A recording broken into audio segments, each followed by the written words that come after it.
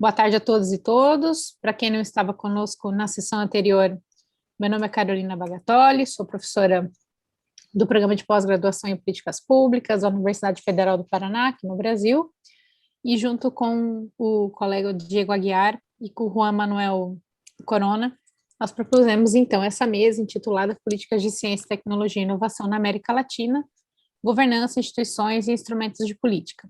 Tá? A ideia é manter a tradição da associação, né, onde esse tema sempre é um tema importante de discussões dentro do Exocit, para o nosso campo aqui na América Latina. Então, desse espaço possibilitar discussões, trocas enfim, de informações a respeito desse tema. Você quer complementar, Diego? Bueno, mi nombre es Diego Aguiar, trabajo en la Universidad Nacional de Río Negro, en la Argentina, también soy investigador del CONICET y trabajo en una maestría en Ciencia, Tecnología e Innovación y en un instituto de estudios sociales de la ciencia, la tecnología y el desarrollo. Bien, las exposiciones van a ser de 15 minutos, de 20, si tenemos un expositor menos, hoy podemos hacer 20 minutos, y después al final hacemos las preguntas, ¿sí? Sí. Vamos a seguir el orden que está planteado. La primera ponencia no se expone aparentemente porque no ha llegado la expositora, así que comenzaríamos con la de Elisa Mara Coimbra, y bueno, hay otros autores. Quem vai apresentar é a Keliane, que está aqui, que é a segunda autora.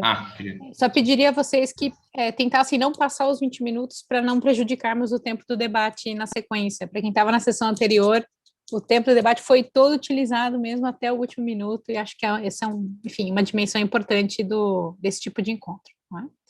Mas é isso, obrigada. Então, Keliane. Ok, se eu passar do tempo, pode me dar um alerta aí. Tá bom, obrigada. Deixa eu compartilhar aqui.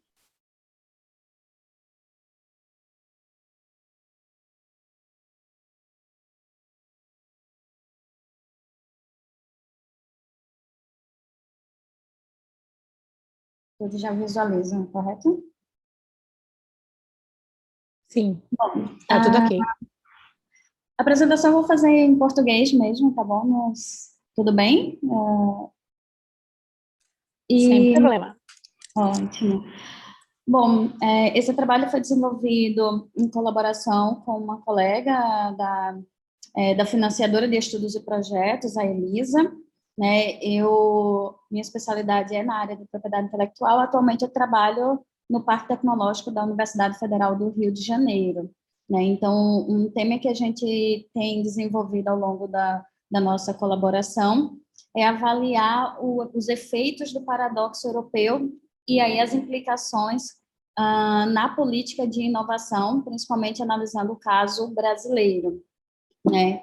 E basicamente, né, o que a gente traz, né? O que seria esse paradoxo europeu, né? Então, e por que a gente está avaliando? Basicamente, o paradoxo europeu, ele trazia a conotação de que a Europa ela sofria de um paradoxo, principalmente quando era comparado ali com os seus principais concorrentes, o Japão e Estados Unidos. E esse paradoxo entendia que era no sentido de que a Europa tinha um desempenho científico excelente, entretanto, quando era avaliado o desempenho tecnológico, principalmente medidos em patentes, que aí era o desempenho tecnológico e comercial, principalmente em setores de alta tecnologia, esse desempenho não era significativo. Então, eles entendiam que havia, então, um paradoxo entre a ciência produzida na Europa e a produção de tecnologia para geração de inovações. E, para isso, né, com base nesse levantamento que foi feito, foi publicado no relatório Green Paper, né, para a área de inovação, ainda em 1995, nessa época constavam somente 15 países membros na União Europeia, e então essa conotação dava a entender que algo deveria ser feito, principalmente na estruturação de políticas e que um caminho a Europa deveria tomar, uma vez que não fazia sentido os números de publicações científicas serem tão relevantes e significativos na Europa, em contraponto à parte de patenteamento ou a transferência daquele conhecimento científico para as atividades comerciais, não seguiam na mesma trajetória da produção acadêmica. A partir desse momento que o Green Paper foi lançado e muitas outras políticas passaram a ser estruturadas na Europa com base na visão do paradoxo europeu, e até mais, ainda já na década de 2000, no início da década de 2000, Dose foi um dos autores que refutou fortemente qualquer conotação de um paradoxo e demonstrou, né, através das suas pesquisas, que a Europa não vivia um paradoxo, que não fazia o menor sentido, né, essa orientação e esse direcionamento que, na época, a Europa tomou, né, porque, embora o livro verde ele tenha sido em 95, a partir de então, muitas outras legislações foram constituídas exatamente para tentar reparar esse paradoxo. E, basicamente, ele era estruturado, né, como é que o paradoxo surgiu? Analisava os principais países concorrentes à Europa, do ponto de vista da produção científica, então, o número de artigos publicados, então, colocava que a Europa conseguia ter um patamar significativo em produção científica, entretanto, quando colocava em comparação com o número de patentes desenvolvidas pela União Europeia, essa trajetória não se igualava. Então, daí, entendeu-se que existia um paradoxo e algo precisava ser feito. Nessa conotação, e atualmente, né, considerando que na época do paradoxo ou do livro verde eram 15 países, hoje a Europa é composta de 28 países membros, trazendo essa conotação para os dados atuais, a produção científica desses 28 países conjuntamente está em torno de 16 milhões, né, de publicações, enquanto que nos Estados Unidos em torno de 11 milhões, né, de artigos científicos publicados. Essa produção científica dos Estados Unidos, ainda assim, é 20% maior, né, ou dizer, ela tem um impacto maior, uma vez que tem muito mais citações quando comparada à da União Europeia, dos países que compõem a União Europeia. E é nesse quesito que o Dose refutava fortemente a conotação de que existia uma excelência científica na Europa, porque o próprio impacto medido por citações de patentes já não era significativo. Então, a Europa já não era a líder em excelência científica, já era os Estados Unidos, o que refutava totalmente a ideia de um paradoxo. Olhando os últimos, os dados mais recentes, ali de 2013 a 2017, o número de citações, os Estados Unidos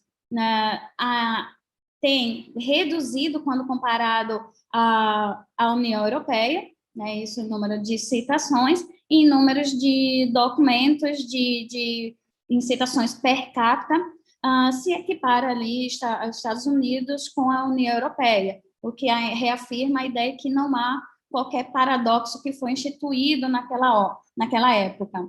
Mas, efetivamente, o que seria, né, esse paradoxo europeu? Né? Então, ele baseava de que a visão de que a Europa ela desempenhava essa excelência científica, né, e tinha essa visão, essa preponderância de forma mundial, porém ela tinha uma incapacidade de converter, de transformar esse conhecimento em vantagens competitivas, né, para geração de inovações, principalmente ali medida pelo indicador de patentes.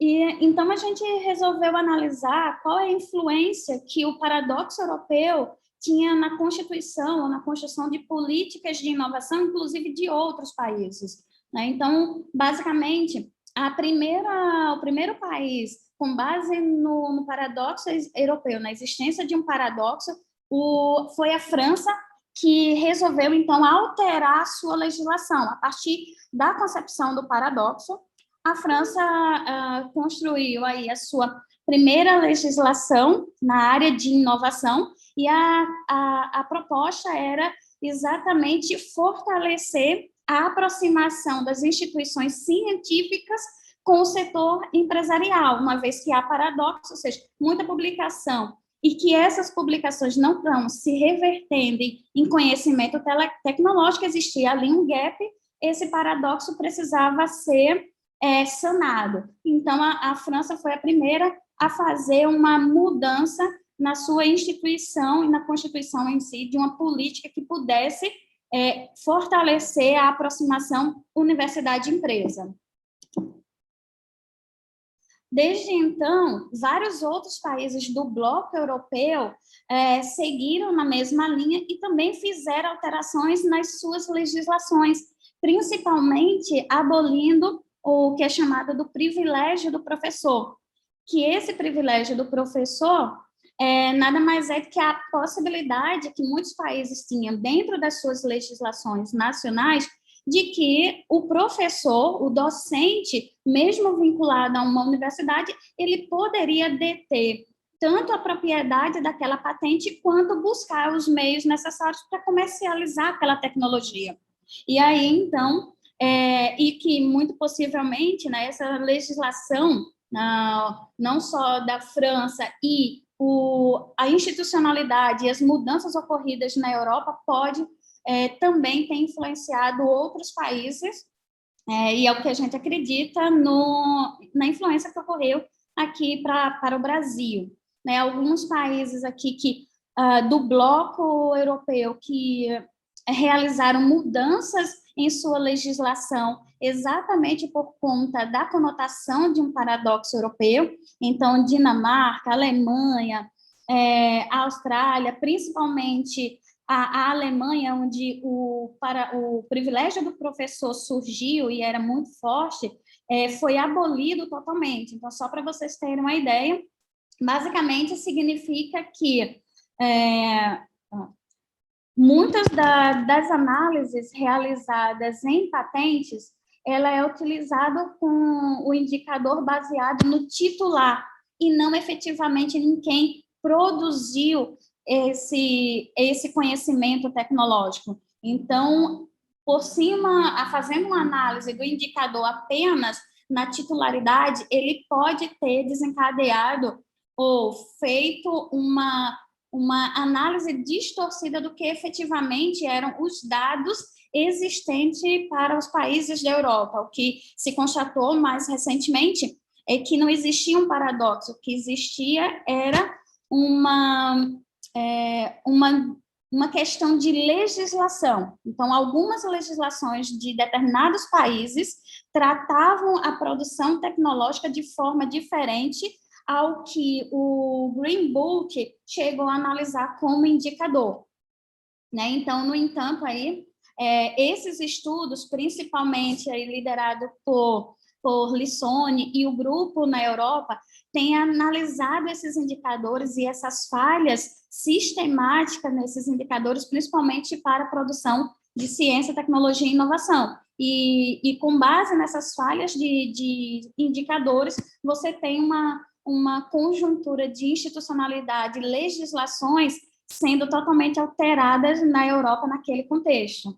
Né? Então, esse daqui é um documento, por exemplo, de patentes, em que normalmente a análise de indicador, e assim foi feito no Green Book, você contabilizava a propriedade da patente por quem detinha a propriedade, sendo que o privilégio do professor permitia que o próprio professor, mesmo que vinculado a uma instituição acadêmica, ele poderia ter a patente, por exemplo, no nome dele.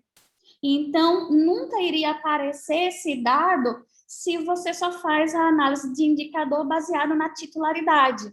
porque não existia o match ou a convergência de que aquele professor também era oriundo de um ambiente acadêmico e, claro, ali você poderia ter uma distorção dos números de produção de patentes, e que esse contexto, o próprio privilégio do professor, não foi levado em consideração na época que o paradoxo, ou o conceito de paradoxo europeu foi constituído. Então, os estudos recentes têm demonstrado que, por exemplo, na França, quase 89% ali das patentes produzidas na França não estão em nome das instituições acadêmicas, ou seja, não estão no nome das universidades, estão no nome de instituições financiadoras ou mesmo no nome do próprio professor. Na Itália, a mesma coisa, quase 90% desse patenteamento realizado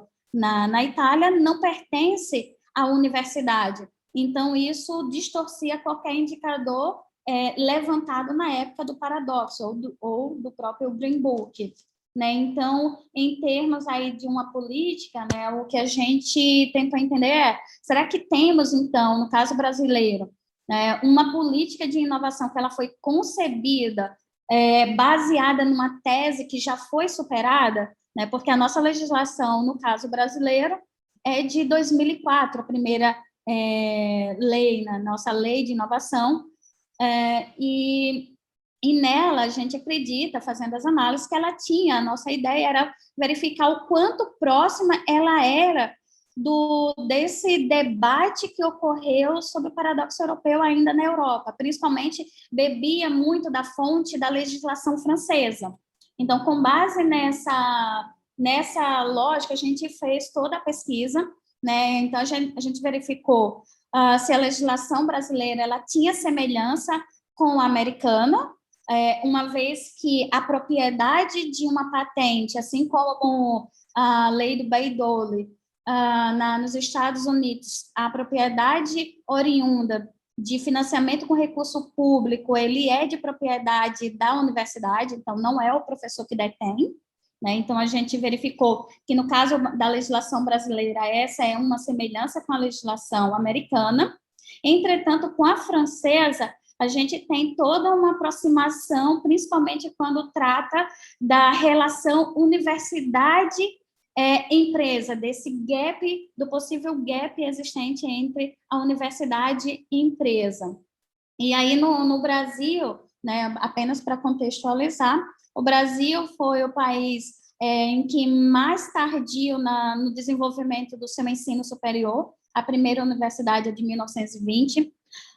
O sistema educacional do Brasil, junto com as instituições de pesquisa, absorve os principais doutores no Brasil, né? Então, hoje, muito do conhecimento produzido e dos doutores formados, eles vão para a academia. Isso representa que 0,2% desses doutores, mestres e doutores, estão na empresa, né? E que, embora aí o Brasil esteja na 15ª posição, né, em números de produção científica a nível mundial, enquanto que a sua produção de patentes ela é menor, o que dá o que muitas pessoas terminam sugerindo que há também um paradoxo, no caso brasileiro, entre a produção científica e a produção tecnológica, semelhante ao que ocorreu na Europa. E, com base nisso, todo esse contexto de que existe o gap universidade-empresa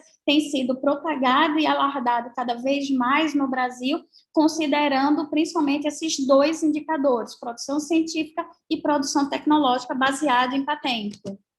Então, o que a gente verificou é que a própria lei de inovação brasileira, ela direcionou um esforço aí para estimular a construção de ambientes especializados, né, para a área de inovação, algo que, em comparação com os Estados Unidos, esse ambiente já estava consolidado, o ambiente já existia, enquanto que, no caso brasileiro, era necessário construir ainda as ferramentas e as instituições de forma a permitir que o ambiente de inovação, o sistema de inovação fosse mais consolidado. né? Diferente aí do Brasil, a própria legislação americana, ela se concentrou em regular o ambiente inovativo que já existia, né, indicando ali parâmetros para a formalização de acordos de transferência de tecnologia e estimulando a competitividade da economia, o que não acontecia no caso brasileiro, né, vide a constituição dos NITs, que só veio, né, os TTOs, os escritórios de transferência de tecnologia, só veio a ter essa institucionalidade a partir de 2004.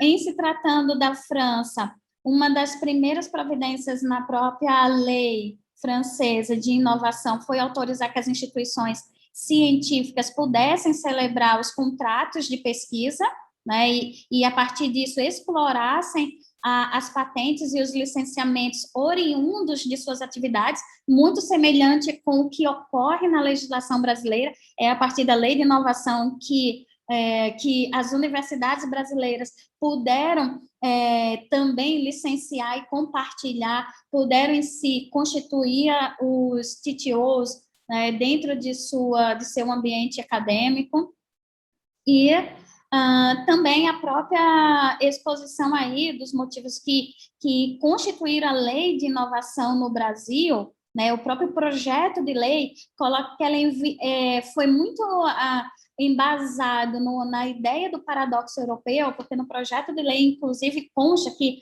evidencia-se um contraste marcante entre um país que produz ciência de fronteira, mas que não interage como poderia e deveria com o setor produtivo. Isso é muito semelhante com as ferramentas e com a linguagem e a visão que o próprio paradoxo europeu pregava. Então, o que dava uma ideia de que nós, quanto Brasil, bebemos da fonte de um possível paradoxo europeu em que, nos anos 2000, já começou a ser refutado, enquanto que a nossa legislação estava em discussão e sendo constituída em algo que provavelmente já estava ultrapassado. E, por fim, então, concluindo, então, o que a gente entendeu, fazendo uma análise dessa legislação, tanto do Brasil, em comparação com a legislação francesa e com a legislação americana, e uma possível existência de um paradoxo brasileiro semelhante ao que ocorreu na Europa, né? É importante destacar que o Brasil ele incorpora na sua legislação, na sua lei de inovação, mecanismos que estavam exatamente iguais ou muito semelhantes na lei francesa. Então, dentre eles, que as universidades poderiam celebrar os contratos com o governo e comercializar os seus produtos e serviços. Então, esses está previsto na nossa legislação. Professores poderem licenciarem, por exemplo, para abrir startups, para empreender. Então, essa é um ponto que estava na legislação francesa e que foi incluído também na legislação brasileira. A existência de estímulos de financiamento com recursos públicos direto à empresa, é a partir da lei de inovação brasileira que efetivamente o governo pôde, enfim, apoiar financeiramente empresas inovadoras. Até antes de 2004 não era permitido, então qualquer aproximação do governo com empresa, com startups ou empresas inovadoras, teria que sempre haver uma triangulação com a universidade. Então, não era permitido, por lei, colocar recurso público dentro de empresa privada. Então, foi a partir da lei de inovação brasileira que conseguiu reverter isso, exatamente como também estava previsto na lei francesa. As regras em relação à propriedade intelectual foram definidas, principalmente quando envolvia projetos de interação universidade-empresa. A própria lei de inovação também empregava o estímulo à criação de startups e o compartilhamento e uso da infraestrutura das universidades com o setor produtivo. Então, esses pontos também aparecem na legislação francesa. O Brasil, a partir desse momento também da lei de inovação, ele adota aí os mecanismos como o NIT. Entretanto, essa adoção não foi automática, então precisou de toda uma conjuntura nacional, desde a própria FINEP apoiando, então teve recursos governamentais para que as universidades pudessem estruturar, ou pelo menos iniciar as ações de propriedade intelectual. E o que a gente considera, enfim, é que, ainda que a própria legislação ela se assemelhe à francesa, em muitos dos aspectos, né, a própria lei, né, a lei brasileira, ela ainda tem por finalidade organizar e estruturar o próprio sistema de inovação, uma vez que ainda estava em desenvolvimento quando a gente está falando principalmente em questões de propriedade intelectual, diferentemente do que ocorria na Europa e nos Estados Unidos. Esse ecossistema de inovação já existia e já era fortemente, vamos dizer, impulsionado, ou mesmo existia fontes ou mecanismos, por exemplo, de financiamento que já existia tanto na Europa, principalmente ali na França e Estados Unidos, o que não se colocava como verdade aqui para o Brasil, só a partir exatamente da lei de inovação. Então, toda uma estruturação e um mecanismo precisou ainda ser constituído aqui para o caso brasileiro, né? E a própria nossa lei brasileira, os objetivos, ela tem uma objetividade centrada principalmente no ambiente regulatório, né? De normalizar essa instituição, enquanto que não foi o caso de outra, como ocorreu na Europa, e eu acho que eu já estou no... não ocorreu na Europa e não ocorreu nos Estados Unidos. Então, a gente considera que, no caso, para o Brasil, qualquer conotação semelhante de um possível paradoxo brasileiro, similar ao que ocorreu na Europa, é extremamente precipitado falar que há um paradoxo. A gente considera, em nossa pesquisa, que, se muito existir, é uma assimetria, né? Então, temos gaps ainda dentro desse relacionamento, dentro do ecossistema. Entretanto, consideramos que o tal gap universidade-empresa, ele não se sustenta, no caso brasileiro, principalmente porque a deficiência não está do lado da universidade. A universidade, muito bem, ela produz a ciência, reportado aí pela posição em número de produção científica,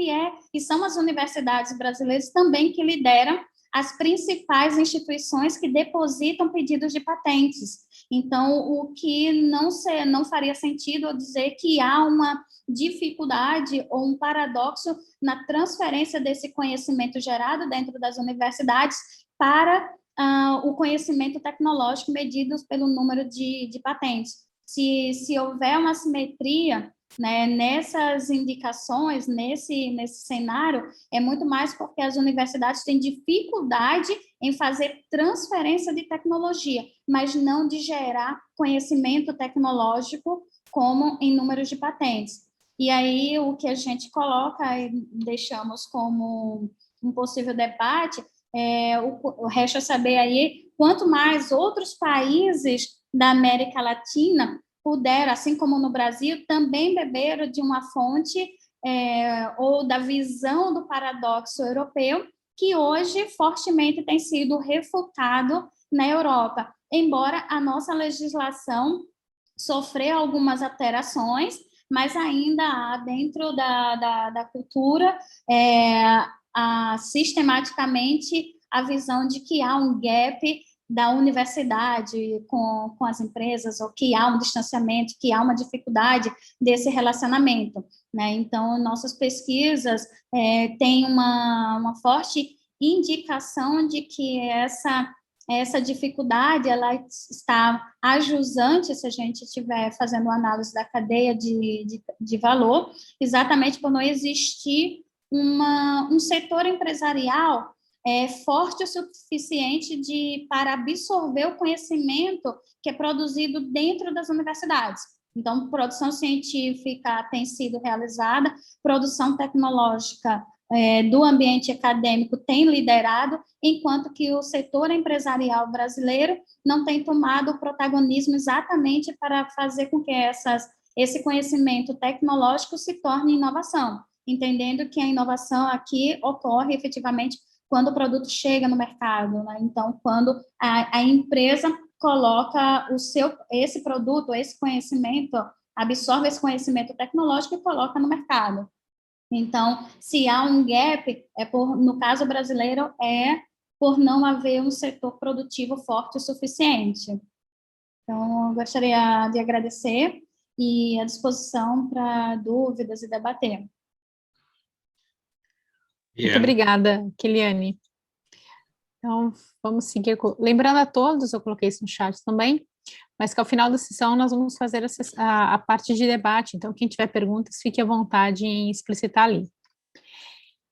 Na sequência, então, temos o trabalho Esquemas de Governança nas Políticas de CTI de Ciência e Tecnologia na Argentina, com o Gaston e Fernando, se é que saiu a lista completa dos autores.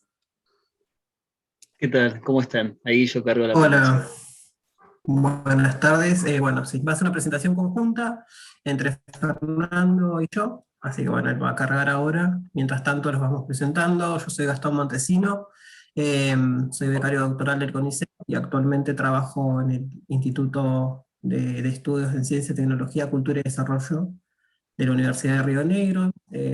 Mi director es Diego Aguiar y también trabajo junto a Fernando Esbampa. Esta presentación que vamos a hacer es el resultado de un artículo que estuvimos trabajando a lo largo de todo el año y que terminamos de pulir este año junto con Diego también, así que son los resultados y bueno, ahora estamos en proceso de enviar el artículo y que empiece el circuito.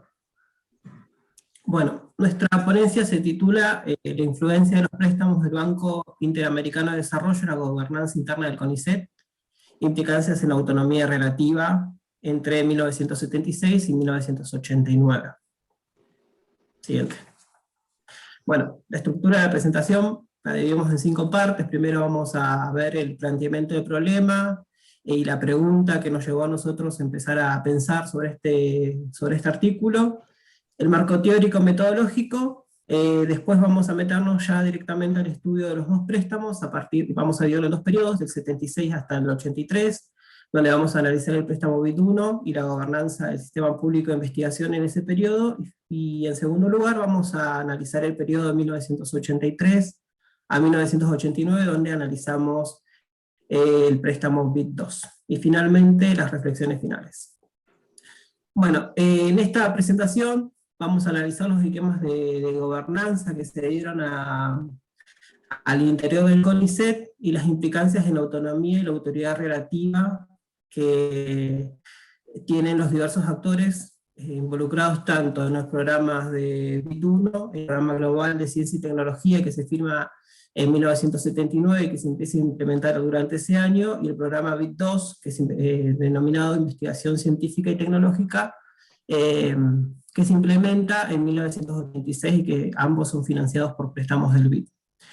Frente a eso, nos vamos a preguntar, la pregunta problema que nos disparó este artículo fue intentar analizar cuáles fueron esos esquemas de gobernanza que se configuraron al interior del CONICET durante el periodo analizado, y qué rol jugaron los préstamos que firmó la Argentina con el BID en la autoridad relativa a los actores que estuvieron involucrados tanto en la firma, en el diseño y en la ejecución del préstamo. Siguiente. Bueno, nuestra estrategia metodológica consistió básicamente en realizar entrevistas en profundidad, entrevistas no estandarizadas, no programadas, a diferentes informantes claves, entre los que se encontraban miembros del directorio durante la gestión de Carlos Aveledo, y también al presidente del CONICET, Aveledo, y también a otros miembros de la SIC y de las comisiones asesoras.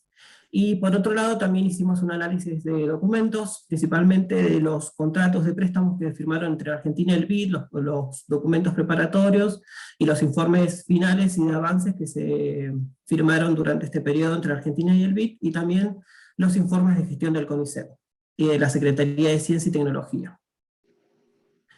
En el marco teórico combinamos diferentes conceptos para abordar el problema, y así utilizamos conceptos extraídos de las relaciones internacionales, por ejemplo, los instrumentos utilizados por los organismos internacionales para influir en las políticas de ciencia y tecnología en la región y en Argentina en particular.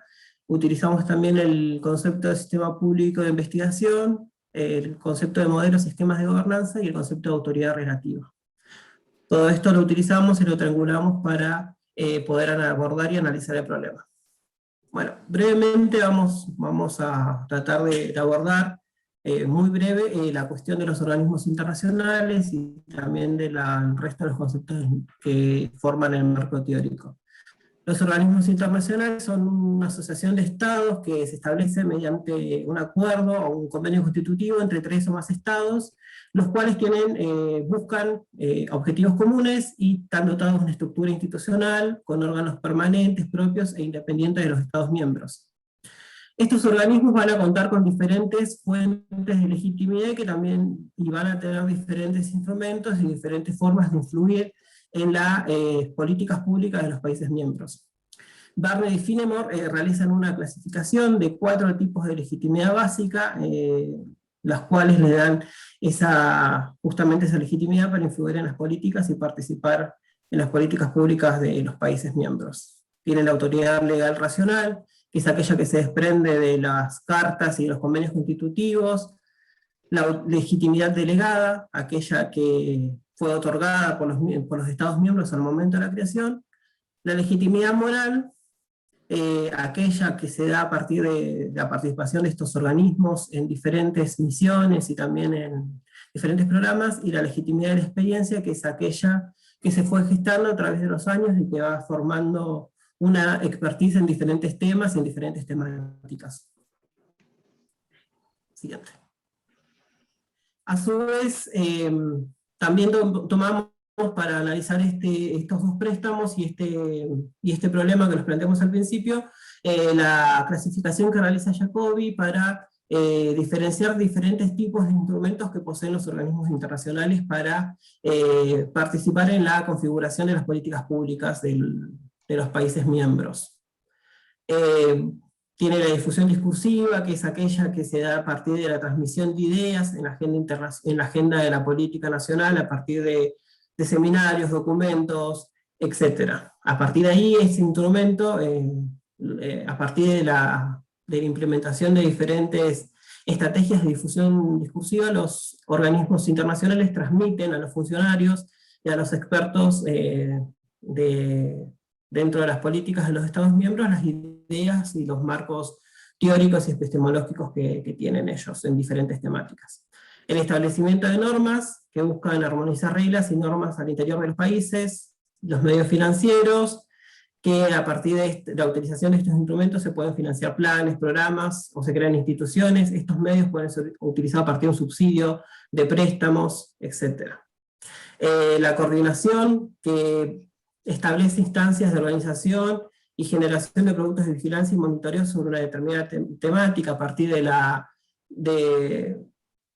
elaboración de informes de avance, informes finales, o la consecución de determinados objetivos que se plantean en los planes y los programas que se firman entre los países y los organismos internacionales. Y finalmente la asistencia técnica, que es aquella que se da cuando los organismos internacionales colaboran en la construcción o el fortalecimiento de las capacidades estatales, ya sea a partir de capacitación a la burocracia de los países, ayudar en las campañas de difusión, etc. Bueno, por otro lado también es útil para este trabajo que llevamos a cabo con Gastón, el concepto de sistema público de investigación. Es una herramienta analítica que sustraemos de Willy, de un artículo ya en 2011, que resulta de utilidad dado que permite analizar cómo se organiza la ciencia, la segmentación de metas, la distribución de recursos entre diferentes actores que integran el sistema. En este caso, Willy entiende al sistema público de investigación como un conjunto de entidades cuyos recursos humanos son volcados principalmente a la investigación, así como también por el acuerdo que se da entre distintos actores institucionales, en lo que refiere también a los mecanismos de financiación, de gestión, de evolución, de coordinación de la ciencia. Entonces, para este trabajo que llevamos a cabo, el concepto de SPCI permite situar, por así decirlo, en un espacio de relaciones a los actores colectivos individuales que entran en la dinámica de juego al interior de CONICET con los dos préstamos que analizamos. Por otro lado, también damos uso del concepto de gobernanza, que es una categoría analítica de utilidad, ¿no?, para explicar esta complejidad de patrones de acción colectiva, ¿no?, a partir de la identificación de un sistema de reglas, de modos de funcionamiento, y acá rescatamos los esquemas teóricos que plantea Benz en el 2007, que él plantea 4 modelos teóricos de coordinación y control entre actores, ¿sí?, que hacen a la gobernanza interna en un sistema o en una institución, en este caso dentro del CONICET. Por un lado, la regulación jerárquica, la integración en red, ajustes mutuos o competencia y la negociación entre actores. Para este trabajo aplicamos los 2 primeros esquemas de gobernanza al interior del CONICET y las implicancias que tiene la autonomía relativa de los actores imbricados dentro de esta institución, ¿sí? Entonces, como aparece acá reflejado en este cuadro, tenemos por un lado el modelo de gobernanza jerárquico corporativo, que lo vamos a identificar para un periodo de CONICET, que implica una diferenciación, por así decirlo, funcional entre actores según la posición que ocupan en la estructura, y por otro lado también es una estructura de relaciones asimétricas, de interacciones repetidas, con motivaciones institucionales que tienen como a fomentar interacciones repetitivas. En contraste, los modelos de gobernanza en red al interior de esta institución que vamos a identificar para el periodo de 1983 a 1989, refiere, ¿sí?, a un esquema de gobernanza donde los actores ocupan diferentes posiciones de poder al interior de una institución, pero están motivados a unirse a esta red no principalmente de acuerdo a intereses individuales, sino por cierta adhesión a las normas y orientaciones colectivas, ¿sí? Por otro lado, el concepto de autonomía relativa nos permite operacionalizar este juego de micropoder al interior de una institución, y acá también retomamos la concepción de Willy, dado que permite describir, por así decirlo, la capacidad de acción que tienen los actores al interior, en este caso del CONICET, en los espacios de organización, de dirección, de evaluación, como así también en el funcionamiento de un instrumento de promoción científica.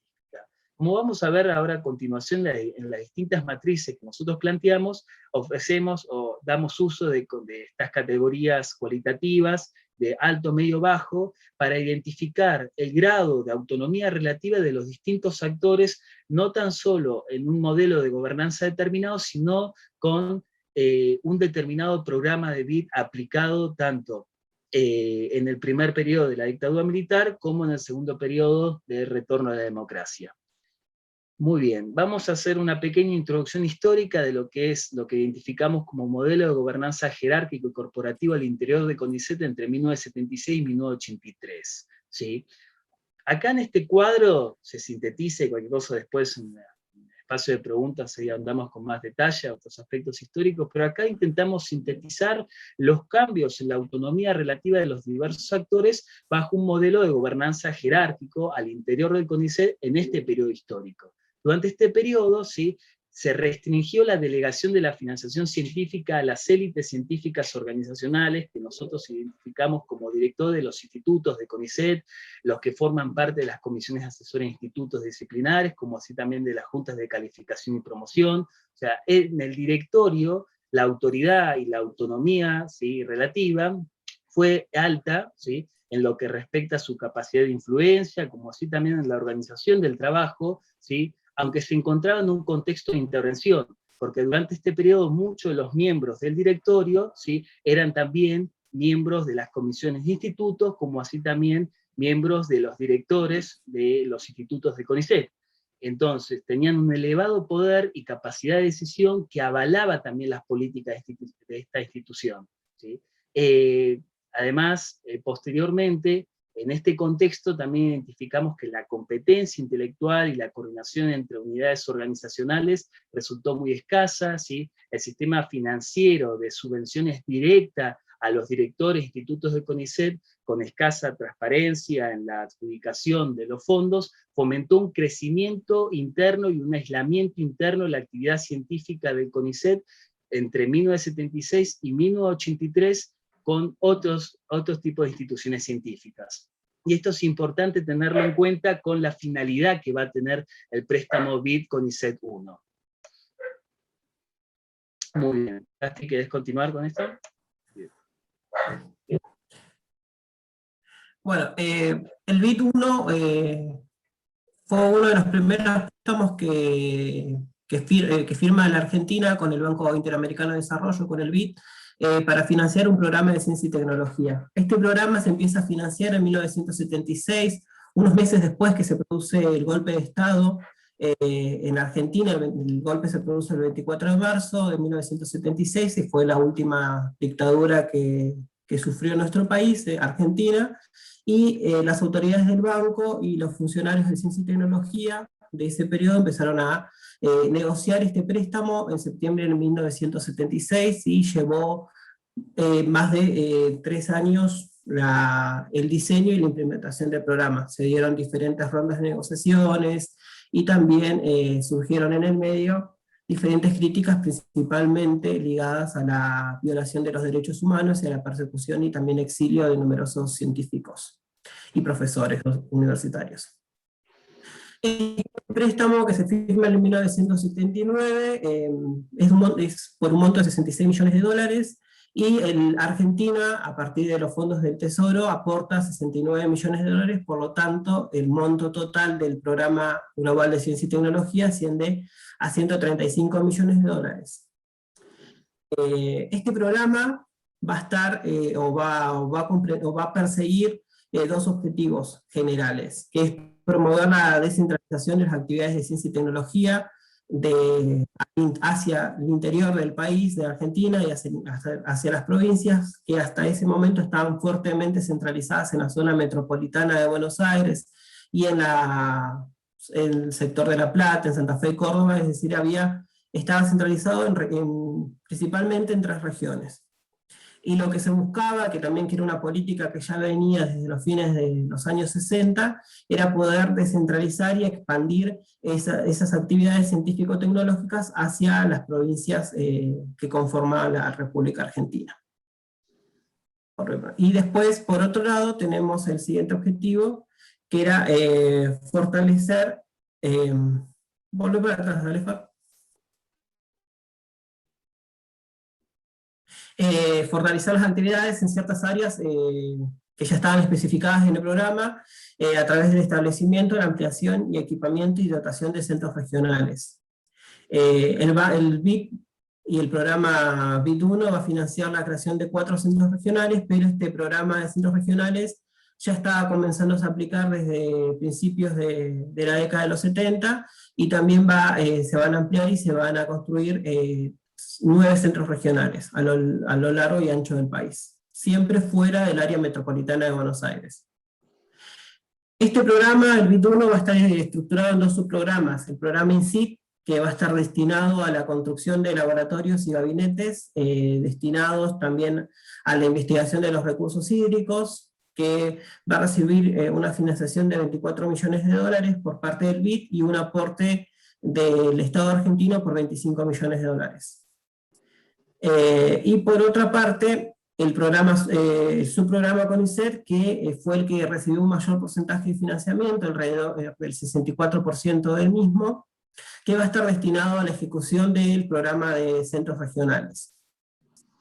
En este sentido, el BID va a aportar 42 millones de dólares y el Estado argentino 44 millones de dólares. También en la negociación, uno de los requisitos que pidió el BID fue la implementación de oficinas ejecutoras que llevaran a cabo todo lo relativo a la rendición de gastos, informes finales y también distribución de estos recursos al interior. Bueno, acá vamos a ver la distribución en las categorías de inversión. Va a estar destinado en 4 categorías: en la ingeniería y administración, las inversiones fijas, los gastos recurrentes y los costos financieros. Acá nosotros donde pusimos el ojo y donde empezamos a analizar un poco más, para atrás, fue en la categoría de inversiones fijas, que es donde se contemplaba la inversión para la creación y ampliación de los centros regionales. Vamos a ver que fue dentro de las categorías, tanto en el programa CONICET como en su programa INCIT, el que recibió el mayor porcentaje de financiación del programa. Ahora sí. Siguiente. Bueno, y algunas de las conclusiones que podemos llevar adelante, y que por ahí en el artículo profundizamos más, y que después, si quieren, podemos profundizar si quieren algunas dudas, es que este préstamo que firma la Argentina con el BID va a permitir llevar a cabo la expansión y la federalización del CONICET, y va a permitir consolidar a esta institución como el principal órgano encargado de promover, coordinar y ejecutar la investigación científica en Argentina. Esto va a permitir, por un lado, fomentar la descentralización de la actividad científica, tecnológica y el desarrollo del Consejo hacia las provincias del país, y también va a permitir fortalecer la actividad del CONICET al interior a partir de la creación de los centros regionales. También, a partir de esa inyección de recursos que se da en el CONICET a partir de 1979, los directores de instituto van a empezar a gozar de una mayor autonomía en la distribución y en la administración de los recursos, por lo cual se va a configurar un sistema dual de gobernanza, donde el Estado va a ejercer un alto grado de control en determinadas áreas del sistema público de investigación, y se va a tender a delegar el manejo de recursos y funciones en instituciones con un mayor grado de autonomía relativa. Esto produjo también una malversación de fondos por parte de ciertos directores, lo que llevó después, una vez finalizada la dictadura militar, a iniciar un proceso de investigación debido a este uso espurio y también discrecional de los fondos que manejaban los directores de institutos y de los centros de investigación. Bueno, a partir de 1983, con el retorno de la democracia, se da dentro del CONICET un modelo de gobernanza que nosotros identificamos como gobernanza en red, ¿sí? Que a grandes rasgos lo que implicó fue intervenir durante la gestión de Aveledo sobre los mecanismos de gobernabilidad interna y en los mecanismos de financiación que había heredado el CONICET de la última dictadura militar, y poder llevar a cabo un desplazamiento en términos del micropoder, desde aquellos actores que se habían visto beneficiados durante la última dictadura militar y con el préstamo BID 1, principalmente los directores de institutos, como así también los miembros de las comisiones de institutos, para posibilitar, ¿sí?, igualar las oportunidades de acceso a la investigación a otros investigadores, no solo de carrera, sino de investigadores de la universidad, y esto fue uno de los objetivos que busca la gestión de Aveledo con el retorno a la democracia. Entonces, acá el préstamo BID 2, ¿sí?, que es un préstamo que se aprueba a fines de 1986, ¿sí?, en el marco del Programa Especial de Promoción de Ciencia y Tecnología, que comenzó a operar en 1988, estaba conformado por un 40%, ¿sí?, de aportes del BID y un 60% por aportes de la contraparte local, y estaban dirigidos principalmente, ¿sí?, principalmente al financiamiento directo de las investigaciones. Este programa estaba conformado por 4 subprogramas. El subprograma A, de fomento a la investigación científica y tecnológica, principalmente apoyar estos nuevos instrumentos que buscaban igualar el acceso a las oportunidades de investigación en el CONICET, es decir, los proyectos de investigación y desarrollo, los PID. También estaban los PIA. Después estaba el subprograma B, que se correspondió con el financiamiento al establecimiento de laboratorios nacionales de investigación y servicio. Sí. Ya pasaron los 20 minutos, así que tienen que ir redondeando, ¿sí? Bueno, entonces la importancia, ¿sí?, de este programa, que vamos a ir directamente a las reflexiones finales, es que cambia las relaciones de poder al interior de la institución. La autonomía relativa del BID, tanto en el primer préstamo como en el segundo préstamo, ¿sí?, fue alta, dada que en las instancias de preparación de la documentación del préstamo, como en el contrato, se fijó una serie de condicionamientos por parte del desembolso del banco, ¿sí? En este sentido, la operatoria, que era manejada por las unidades ejecutoras, se ocupaban a todo lo relativo al programa. Por otro lado, esta autonomía relativa del BID, en tanto capacidad de influencia en el ordenamiento del préstamo, fue media, dado que también se estuvo abocando y estuvo condicionado por las negociaciones de las autoridades locales. Por otro lado, el presidente, durante el primer préstamo, el presidente del CONICET tuvo una autonomía relativa baja, ¿sí? Dada la escasa capacidad de organización e intervención. Recordemos que entre el 76 y el 83 el CONICET estaba intervenido, entonces tenía mucho más peso el directorio en las negociaciones que la figura del presidente. Esto cambia mucho con el préstamo BID-CONICET II, en donde la figura de Carlos Aveledo en la presidencia tiene mucho más peso en la negociación de este préstamo. Recordemos que el préstamo de BID II fue muy importante en un contexto en donde flanqueaba también los recursos financieros a nivel nacional en todas las instituciones científicas.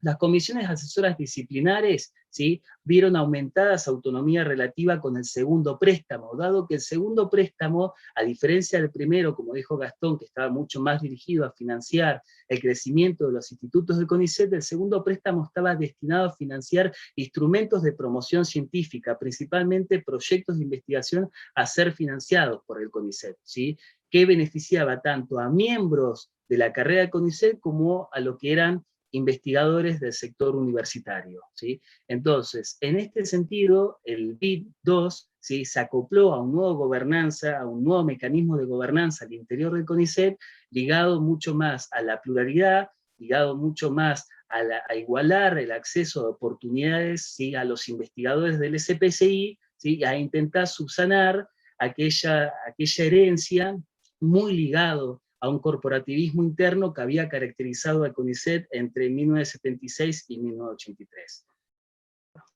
Damos un cierre, perdonen que encima nos fuimos, creo que nos centramos mucho en el primer préstamo y en el marco teórico, pero cualquier reflexión final ahora lo podemos seguir compartiendo. Muchas gracias.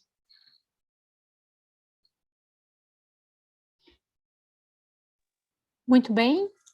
Então, na sequência, temos o trabalho... Estou aqui com todos os programas abertos. O trabalho do Fernando. Ó, o Fernando continua na fala. Perfecto, ahora vamos a cargar la segunda presentación. Un segundito, la tengo.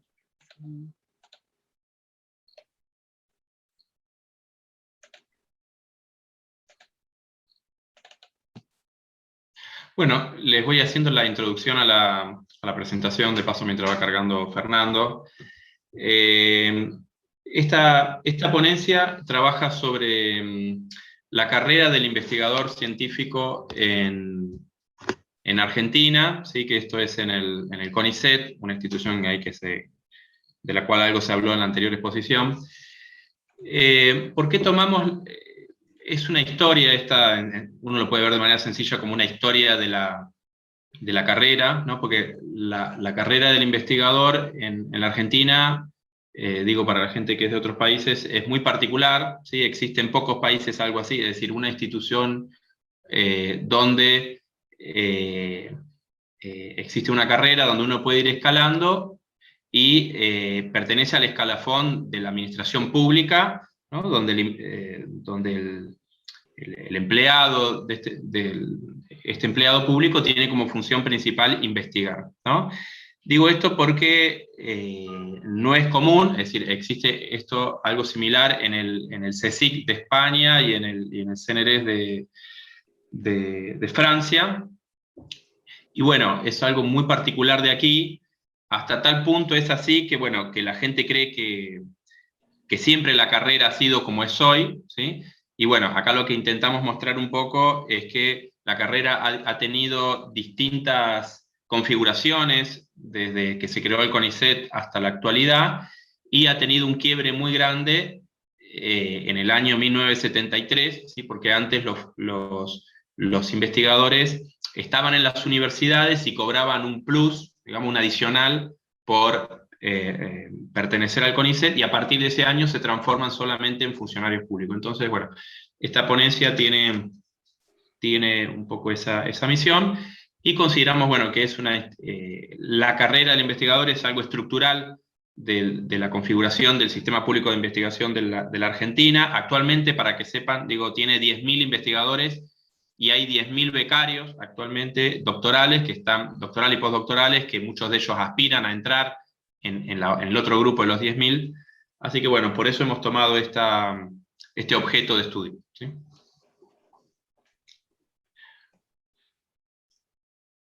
¿Querés que continúe, Diego? Sí, sí, continúa y Sí. yo después retomo al final. Bueno, entonces, como comentaba Diego, o sea, lo que nos preguntamos, o la pregunta rectora, ¿no?, de esta presentación es de qué manera los cambios en estos modelos de gobernanza al interior del CONICET influyeron o condicionaron la autonomía relativa de la carrera de investigador científico-tecnológico entre 1961 y el 2003. Podemos ahí comentar muy brevemente porque acá empleamos el mismo marco teórico que comentamos en la presentación anterior, retomando el concepto del sistema público de investigación, ¿sí? Así también los modelos de gobernanza para identificar los cambios en los mecanismos de gobernabilidad al interior del CONICET durante el periodo 1961 y 2003. Acá podemos agregar que además del modelo de gobernanza jerárquico entre 1976 y 1983, el modelo de gobernanza en red entre 1983 y 1989, también identificamos otro modelo de gobernanza que es el modelo de ajustes mutuos, ¿sí?, entre 1989, ¿sí?, hasta el 2003, principalmente entre 1996 hasta el 2003, como vamos a ver a continuación, que se caracteriza por la competencia entre agentes motivados por ventajas competitivas, ¿sí?, o ventajas comparativas, mejor dicho. O sea, son relaciones simétricas donde se busca alcanzar el acuerdo entre actores a través de la adaptación mutua. Al mismo tiempo aplicamos este concepto de autonomía relativa al interior de un instrumento, es decir, en este caso, en el instrumento que es la carrera de investigador científico-tecnológico, y estos son los distintos actores que intervienen en la dinámica de este instrumento y que van a haber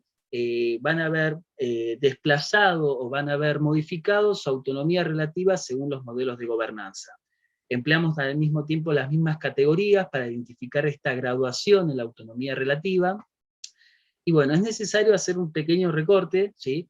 Nosotros entre 1958 y 1971 identificamos un modelo de gobernanza en red al interior del CONICET. ¿Sí? El CONICET, como recordarán, se creó en 1958 designando a Bernardo Hussein como presidente y Rolando García como vicepresidente. ¿Sí? La creación del CONICET también era la consecuencia de una demanda histórica por parte de algunos sectores de la comunidad científica por lograr el apoyo del Estado en el desarrollo científico, ¿sí? Según lo formulado en ese momento en el decreto 1291 del 58, se le asignaba al CONICET la función de coordinar y promover la investigación científica.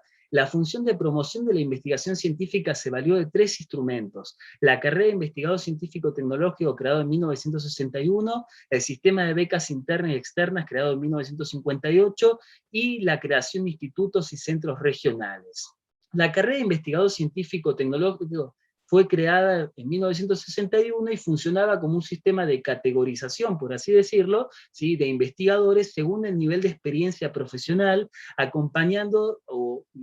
lo acompañaba de un estipendio que complementaba el salario de los investigadores que estaban localizados en otras instituciones del SPCI, principalmente en las universidades públicas. Era un sistema piramidal en donde había una concentración en las clases investigador ayudante, asociado, encargado de investigaciones, y habían pocos miembros en la clase de investigador principal, jefe de investigaciones, director de investigaciones. Es decir, en la práctica era un instrumento de política científica que fortalecía la dedicación completa a la investigación y a la docencia en las universidades. Es decir, los recursos humanos seguían siendo de la universidad, pero el CONICET reforzaba ese perfil investigador con un salario, ¿sí?, dando una salida, una combinación entre docencia e investigación, ¿sí? Y de esta manera preservaba una armonía, una coherencia entre el CONICET y la universidad pública, donde las últimas eran quienes ejercían la investigación, quienes ejecutaban, y el CONICET financiaba proyectos y reforzaba estos perfiles de investigación.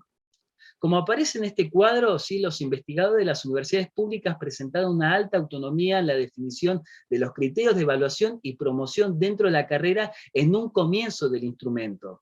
Este comienzo, esta primera etapa de creación del instrumento, ¿sí?, la investigación científica evidenció vínculos muy fuertes con los espacios universitarios. La idea de crear una carrera dedicada a la investigación en sintonía con las universidades fue un interés no solo de la comunidad científica argentina, sino también de Hussein, presidente del CONICET, quien empujó también por la creación de este instrumento, ¿sí? Y los espacios de alta jerarquía como el directorio y las presidencias impulsaron una política tendiente a fortalecer las acciones del CONICET muy vinculado a las universidades.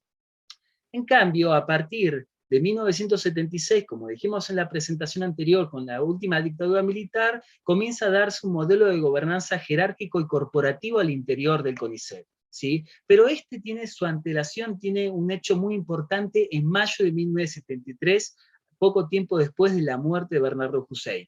En mayo de 1973, con el decreto 1572, se llevó a cabo una modificación de mucha importancia, en la cual, a través de la ley 20.464, se aprueba el nuevo estatuto de la carrera de investigador científico y tecnológico y también de la carrera de personal de apoyo del CONICET. Es decir, estableció que la carrera estaba bajo las normas del estatuto del escalafón del personal civil de la administración pública. Esto es un cambio muy importante porque este cambio en el reglamento significa que abandona el sistema de suplemento que había caracterizado la carrera entre 1958 hasta 1970, desde 1961 hasta 1973, y pasó a ser un régimen en donde el investigador pasa a ocupar el rol de empleado público con dependencia completa del CONICET y las normas del estatuto y del escalafón personal del personal del Estado. O sea, significó un reemplazo de este sistema de contratos de duración limitada que eran renovables por un escalafón que acercó a los científicos más al mundo de los empleados públicos, ¿sí? A partir de mayo de 1973, los miembros de carrera pasaron a estar bajo las normas del estatuto del escalafón del personal civil de la administración pública, ¿sí? Como personal permanente del CONICET.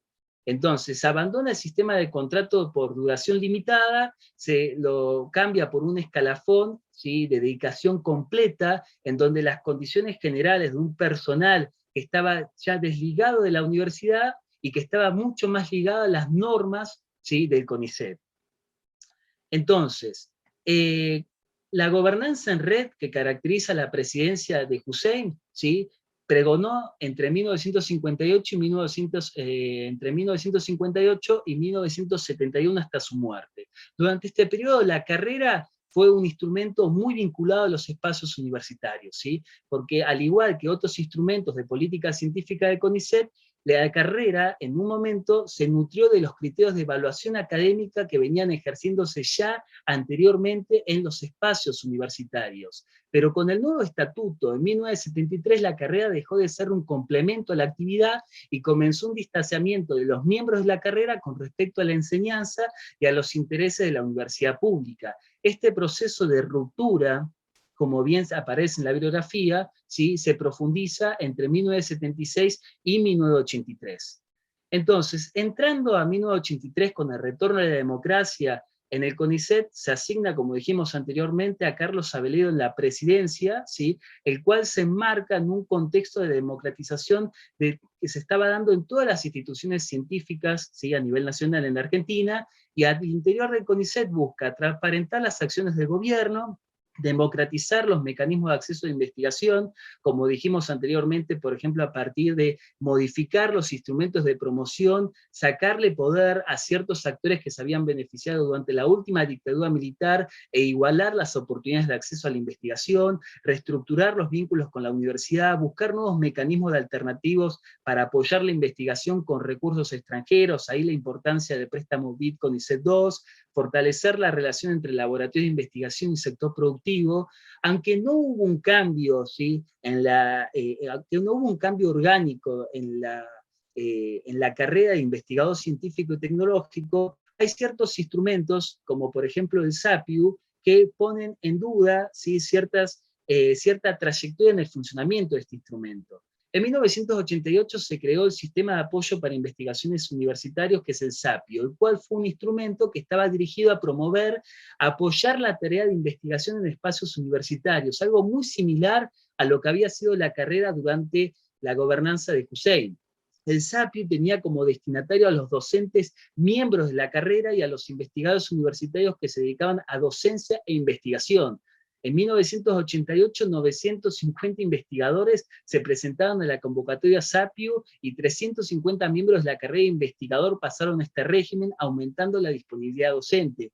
Además, hay que recordar que en un contexto, ¿sí?, de inflación, ¿sí?, en donde la carrera estaba ligado al aumento de los salarios del personal civil y de la administración pública, los salarios en la carrera de investigador estaban devaluados. Entonces, la aparición de este instrumento implicó una migración significativa de muchos que eran miembros de carrera a este sistema, ¿sí? Además, hubieron otros programas como el ProANUI, que estaba destinado a investigadores de carrera que tuvieran interés en colaborar en el mejoramiento de la formación de los recursos humanos en los espacios universitarios. A ver, no hubo un cambio con respecto al nuevo estatuto de la carrera, pero sí aparecieron ciertos instrumentos que pretendieron volver a orientar la investigación desde la carrera del CONICET a sus orígenes o a lo que fue el periodo de 1958-1961.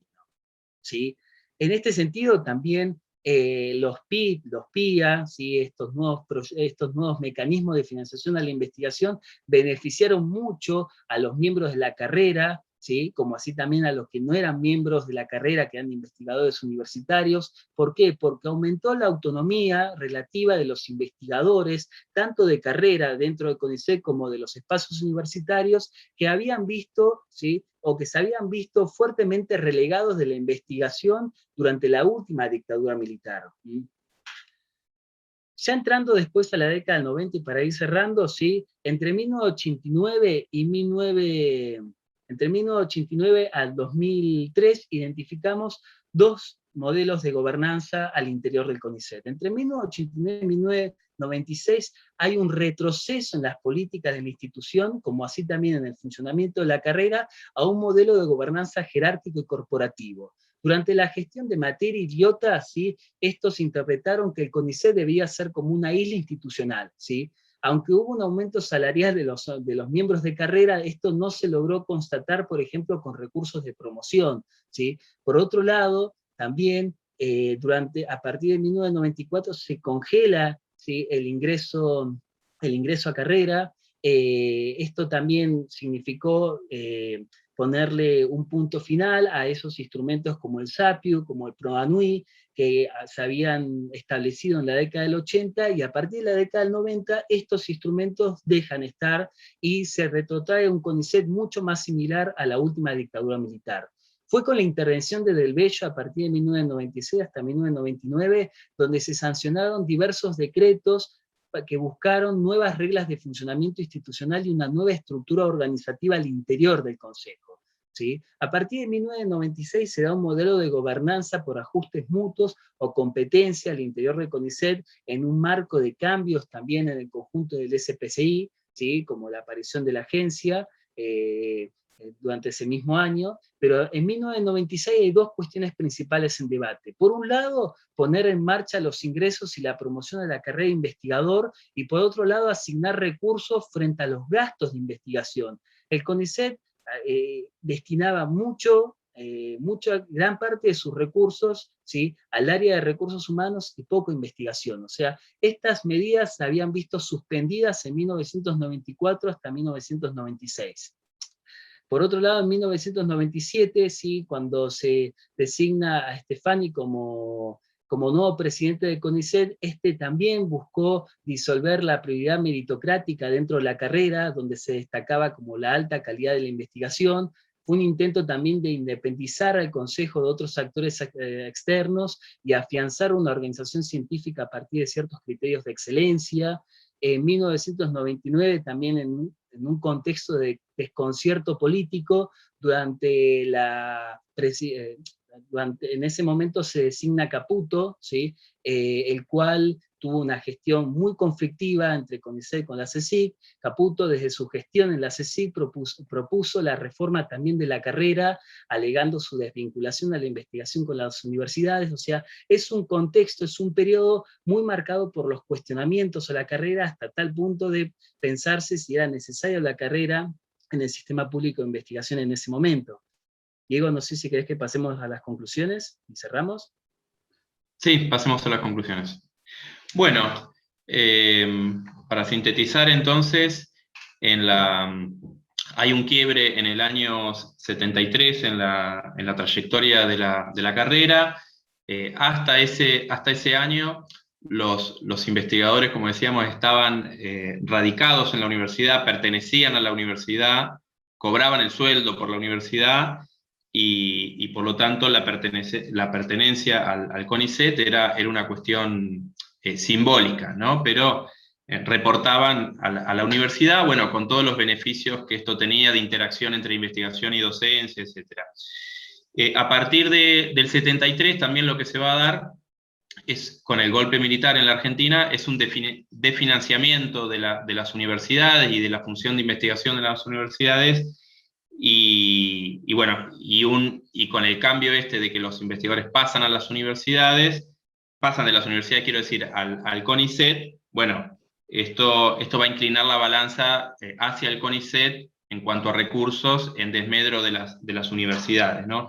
Y ese quiebre, bueno, hasta el día de hoy existe, ¿no? Es decir, las universidades en la Argentina tienen muy pocas dedicaciones completas, ¿sí? Es decir, esperan que los investigadores ganen cargos en el CONICET y luego se radiquen en las universidades, ¿no? Pero las universidades tienen, los rectores, digamos, las autoridades de la universidad, tienen poca influencia sobre esos recursos, porque esos recursos cobran, digamos, su salario, para simplificarlo, por esta institución que es el CONICET, al cual estuvimos comentando recién, ¿no? Otra cuestión también es que el organismo que diseña las políticas, que ha sido la CECIT y luego el Ministerio de Ciencia y Tecnología, bueno, ha tenido poca influencia sobre el CONICET, ¿no? El CONICET ha funcionado como un ente con relativa autonomía, ¿no? Con sus propios criterios de evaluación, de promoción de la carrera, etc. Y lo que son los organismos internos del CONICET que fijan esos criterios, bueno, no están permeados por los distintos planes de ciencia y tecnología que ha habido en la Argentina desde el año 1996 hasta el momento, ¿no? Para darles una idea de cosas que suceden hoy, digamos, para actualizar esta discusión, por ejemplo, el gobierno actual está planteando que el nuevo plan de ciencia y tecnología esté orientado por problemas, ¿no? Centralizando en algunos problemas que existen en el país. Y sin embargo, el CONICET sigue dando ingresos a la carrera por las grandes áreas del conocimiento, ¿sí? Y trata de que la misma cantidad de investigadores entren en cada área, ¿sí? Es decir, que las políticas van para un lado y los planes, y el CONICET sigue actuando como hace décadas en cuanto a los criterios, por ejemplo, de quién accede, quién ingresa a la carrera y quién no, ¿no? Bueno, creo que esos son los puntos centrales, ¿sí? Estos órganos que están dentro del CONICET, que fijan estos criterios, a pesar de todos estos cambios que fue describiendo recién Fernando, han conservado un poder muy importante, ¿no? Y los miembros de esos órganos, de las comisiones asesoras que mencionó Fernando, las disciplinares, las juntas, todo eso, son órganos básicamente integrados también por los investigadores con la jerarquía más alta en esa carrera, ¿no? Bueno, muchas gracias y bienvenidos los comentarios que tengan para esta investigación. Obrigada, Diego. Muchas gracias. Diego e Gaston. Tem alguns comentários aqui no chat. Eu vou... Bem, várias felicitações pelo trabalho. O comentário mais focado no trabalho é do Alexis Mercado.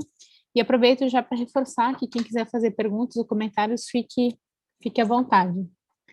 Bem, o Alexis comenta que na Venezuela hoje só se reconhece os organismos inscritos como integrantes do sistema de pesquisa, né? E para isso ele até menciona a página do observatório. E até antes disso, ele chama a atenção, acho que foi ainda na apresentação do trabalho do Fernando e do Gaston, de que em governos autoritários os apoios costumam se concentrar em centros públicos em detrimento das universidades. Esse é o comentário do Alex. Eu queria aproveitar também e fazer é fazer um comentário, mais do que uma pergunta, um comentário mesmo para Keilane. Kiliane, não sei se a Kiliane está aí ainda. Sim, estou sim. Ah, então tá bom. É muito interessante o seu trabalho. Aliás, acho que todos os trabalhos, eu sou suspeita, mas acho que todos são muito interessantes nessa mesa. E embora há muito tempo eu seja familiarizada com a discussão sobre políticas de inovação, peço desculpas que eu estou com um coadjuvante aqui do meu lado.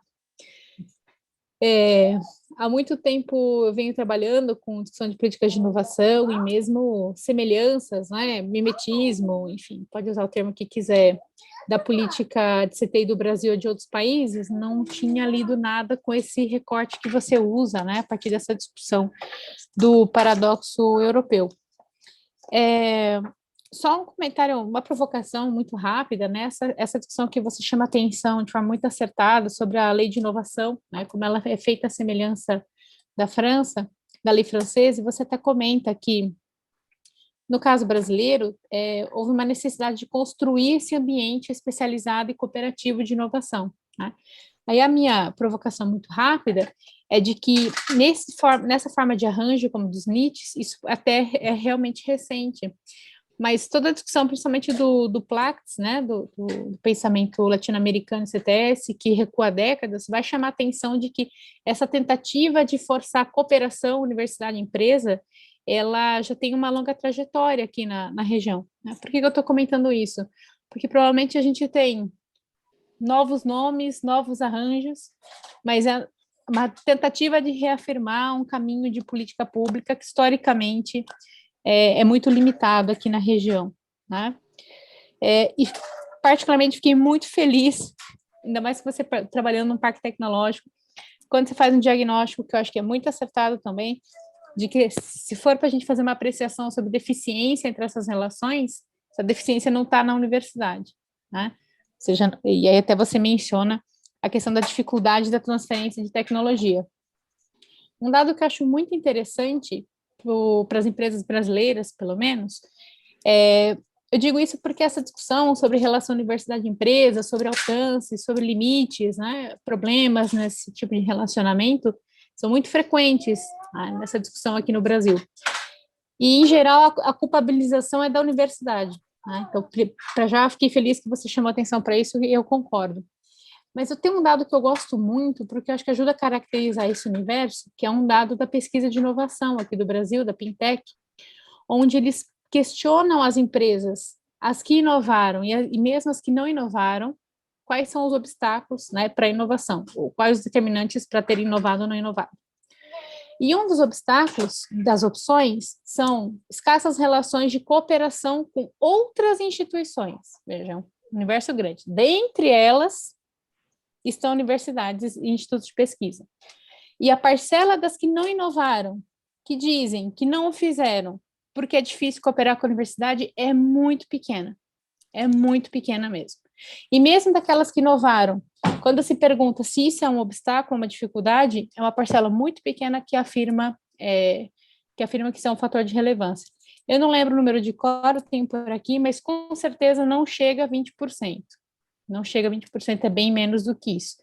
Então, por que eu estou chamando a atenção? Talvez essa política, né, que é feita usando a discussão que você traz, né, a semelhança desse paradoxo europeu, ela parte de um diagnóstico que é, no mínimo, questionável, né, ou muito delicado, né, de que isso é uma situação problema para as empresas, para a inovação no Brasil, mas quando você vai olhar o que as empresas apontam, isso é muito pouco levantado, muito pouca importância atribuída a essas questões. É isso, obrigada. Deixa eu ver se tem mais alguma pergunta aqui. O Alexis Mercado fez mais um comentário, né, de que são interessantes esses desenvolvimentos de pesquisa, que estimulam a conhecer a produção dos jovens pesquisadores. Que bom. Acho que passamos a palavra, então. Eu queria só comentar a sua primeira observação. Tá, eu vou passar a palavra para vocês mesmo. Ah, tá bom. Então, acho que seguindo a ordem das apresentações, inclusive, né? Então, passamos a palavra para a Keilane e para os demais apresentadores na sequência, tudo bem? Tá bom. Quando você citou, né, muito felizmente, o ponto da organização e o que foi trazido do trabalho, realmente, assim, essa é uma discussão, inclusive recente, principalmente na Europa, o quanto que o paradoxo europeu influenciou a constituição e a estruturação não só de políticas de ciência, tecnologia e inovação na própria Europa, como mudou, inclusive, a institucionalidade de muitas delas. Então, quando a gente fala de aquela abolição do privilégio do professor, não aconteceu só na Alemanha, onde ele é originário, né? Aconteceu na Itália, então, só para ter uma ideia, a Itália aboliu em 2001, depois, em 2003, voltou com ele parcialmente, porque viu que não era a abolição do privilégio, não alterou o número de produção tecnológica, a Suécia não quis abolir, Portugal alinhou as suas políticas de ciência e tecnologia baseada de que existe um paradoxo, a Espanha também, e no final, o que as pesquisas mais recentes na Europa, tem um grupo de economistas e pesquisadores da Europa trabalhando fortemente nesse tema, principalmente de propriedade intelectual, e o quanto que ele, uma percepção errônea, né, ou pelo menos não aprofundada sobre patenteamento, influenciou políticas de ciência e tecnologia e que bebe de uma fonte de que existe gap universidade-empresa, que na minha percepção isso não passa de uma falácia, principalmente quando se trata, quando a gente está falando, principalmente no Brasil, onde a gente não tem um setor industrial forte o suficiente para que a gente fale de gap, né? Se não consegue absorver o conhecimento que sai das universidades ou o conhecimento que vem de outras nações, dificilmente esse setor vai se desenvolver para gerar inovações, entendendo que quem gera inovação é a indústria. E quando você fala também, no ponto em que você traz, né, que o próprio Nietzsche, ele é recente, mas o debate de gap universidade-empresa, ou esse relacionamento é muito antes, eu concordo, acho que Sábato ali, antigamente, já trazia muito forte a importância de fazer essa triangulação, universidade, governo, empresa, o Triple Helix, que vem aí para trazer essa outra abordagem, embora negligencie o aprendizado contínuo que o Lundvall traz muito forte, né, a capacidade do aprendizado que acontece dentro das próprias instituições, mas o foco da própria lei de inovação, quando ela é inspirada fortemente, seja na Europa ou nos Estados Unidos, embora muitos artigos aleguem que ela tem uma semelhança com os Estados Unidos, hoje em dia, a gente analisando, ela está muito mais próxima do lado europeu e com a legislação francesa, e que dá para entender que, se a gente pegar a legislação francesa e o contexto que ela foi constituída, não fazia sentido a gente adotar uma legislação parecida para um ambiente em que era totalmente diferente da Europa e que essa legislação está vigente até hoje, principalmente tanto a americana quanto a francesa, as bases da ciência, tecnologia e inovação para o desenvolvimento, para a relação universidade e empresa, já estava formado. A gente nem Nietzsche tinha, que só tinha um único, que era o da UFRJ, e com base nele foi instituído para todas as outras universidades. Então, o sistema para fazer transferência de conhecimento e aproximação universidade e empresa não estava ainda consolidado quando a gente simplesmente incorpora uma legislação pronta de países desenvolvidos. E isso acontece com muitos países latino-americanos. A gente pega o que está pronto lá de fora e incorpora. E, no final, a gente está vendo que ele não resolveu tanto o nosso problema, inclusive a gente está aí fazendo inúmeras alterações, tanto na lei de inovação, o seu decreto, e ainda é uma dificuldade mesmo para a universidade conseguir ter a autonomia suficiente nessa área de inovação, né? Existem os números gargalos. Quando até você cita também a Pintec, né? Até a própria Pintec, ela já é surpreendente porque considera a própria inovação a compra de equipamentos. Então, isso já é uma situação que não deveria ser, né? Será que só a aquisição de um equipamento, isso torna a empresa pró-inovação, só porque ela está melhorando a infraestrutura dela? né? Então, isso deveria já ser parte de que isso era necessário, não que isso impulsiona a inovação, porque muitas delas não fazem, né? Então, até os próprios dados da Pintec, ele até hoje ainda é muito discutido, né? Então, assim, mas você traz um ponto muito interessante mesmo da Pintec, e em relação ao paradoxo europeu, que bom, se você não conhecia, que bom, e estou aberta para debates e discussões, se quiser trocar algumas ideias, mesmo depois do congresso, estou à disposição. Legal, Kiliane, obrigada. E só para só um adendo, né, nesse debate, essa questão do que é considerado atividade de inovação é muito interessante. Mas a Pintec, assim como outras pesquisas da região, o que elas fazem são reproduzir as orientações do Manual de Oslo. Então, isso é ainda mais emblemático, né? Ou seja, nesse alargamento da discussão de inovação, o que é inovação? Então, comprar máquinas e equipamentos é atividade inovativa, fazer treinamento é atividade inovativa, etc. Enfim, muito obrigada. Então, na sequência, passamos a palavra para o Gastón. Sí, ahí por ahí Gastón y Fernando pueden contestar al comentario que era de Alexis Mercado. Sí, si quieren juntos. Sobre los gobiernos autoritarios, si quieren reflexionar sobre eso. ¿Querés que también había levantado alguien la mano? Contesto rápidamente, para ahí le doy la palabra al que levantó la mano, y César Guzmán. ¿Querés contestar vos, Gasti? Después hablo yo. Los dos, si querés. Sí, coincidimos el comentario que nos hacía Alexis, y también, bueno, también agradecemos el resto de las felicitaciones por los trabajos. Sí, nosotros lo que vimos en este periodo, que analizamos principalmente del 76 al 83, que bueno, uno de los objetivos que tenía el gobierno militar, y que también que ya venía posteriormente de los otros gobierno ya previo a la dictadura en Argentina, fue este debilitamiento de la investigación en las universidades nacionales, y que empezó a haber una transferencia de recursos desde las universidades hacia el CONICET, que va a tener su punto máximo a partir del préstamo de 1979 con el BID.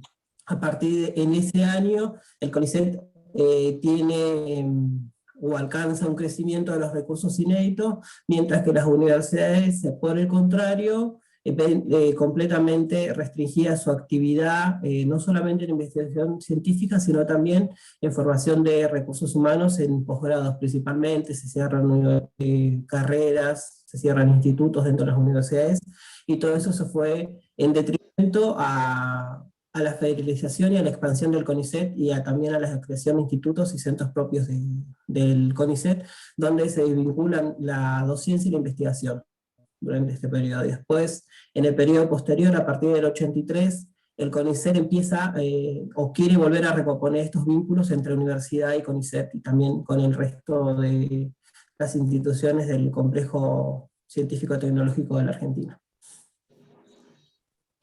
Talvez passamos a palavra primeiro ao César Guzmán, assim ele pode fazer, talvez até a pergunta enfim, se dirige a mais de um de vocês, tudo bem? César, desculpa não ter visto que você havia levantado a mão. Hola, sí, no hay problema. Pues tengo una pregunta a partir de las presentaciones de Gastón, de Fernando y de Diego, en esta relación entre las instituciones, entre el ministerio, CONICET, ese comentario que hizo al final Diego sobre el ministerio es el que diseña las políticas, pero CONICET está como, digamos, en otra burbuja o en otra esfera. Me causa curiosidad la relación que hay entre las instituciones, ministerio, CONICET, universidades, lo que mencionaba también Alexis sobre los centros públicos y los investigadores y las investigadoras.